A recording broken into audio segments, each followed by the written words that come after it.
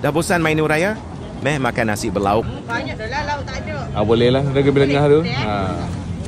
Daging belengah dengan kopeh boleh ya? Boleh kopeh. Okey itu. Kuah campur boleh? Boleh campur je. Kopeh ni orang bagi Kopeh. Tu nak gulai ikan ni satu. Nama ikan? Ikan satu. Campur je. Dah nak habis ni. Pakai cari nasi lah ni. Tak lalu dah nak rendang dah.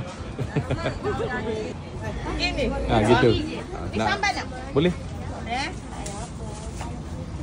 Pedas tak ni? Ini? Kadang-kadang pedas. Tahulah. Ikut nasi habis ni habis lah. Habis ada. Alhamdulillah. Itulah.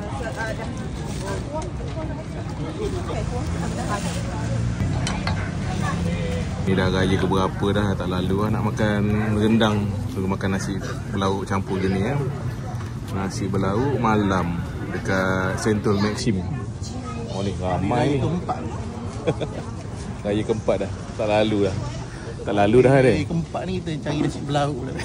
Sekarang ni buka awal dah. 8.30 malam dia dah buka dah. Kalau dulu pukul 10 je buka.